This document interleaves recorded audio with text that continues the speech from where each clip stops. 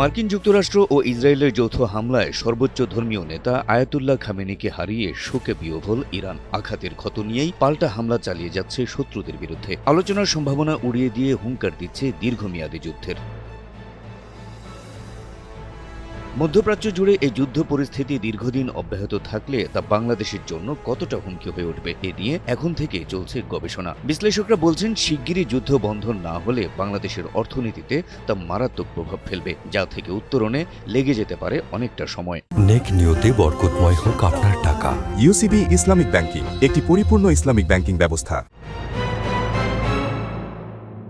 অর্থনীতিবিদরা বলছেন, মধ্যপ্রাচ্যে চলমান যুক্তরাষ্ট্র ইরান যুদ্ধের প্রভাবে আমদানি করা পেট্রোলিয়াম পণ্য ও এলএনজির দাম বাড়তে পারে।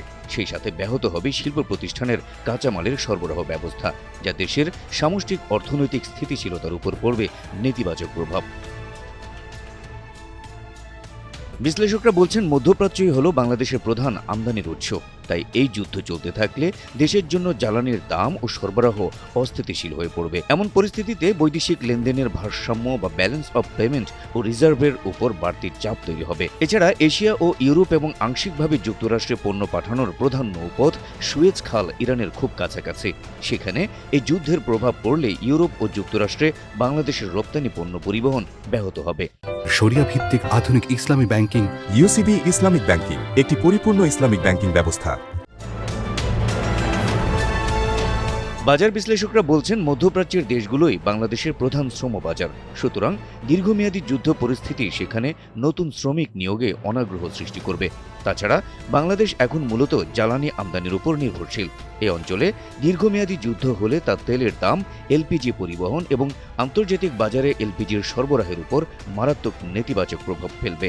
অর্থনীতিবিদরা বলছেন, ইতোমধ্যে হুতি হামলার কারণে লোহিত সাগর দিয়ে পণ্য পরিবহন কমিয়ে দিয়েছে বাংলাদেশ। যদি রাশিয়া ও চীন এই যুদ্ধে জড়িয়ে পড়ে, তাহলে পণ্য পরিবহন মারাত্মকভাবে ক্ষতিগ্রস্ত হবে। এছাড়া যুদ্ধের কারণে ভোক্তাদের ক্রয় সক্ষমতা কমার ফলে বাংলাদেশ থেকে পোশাক ক্রয়ে অনীহা তৈরি হবে আমদানিকারকদের, এমনটাও মনে করছেন বিশ্লেষকরা। আশঙ্কাজনক হারে কমে যেতে পারে ওষুধ সহ নানা রপ্তানি পণ্যের অর্ডারও।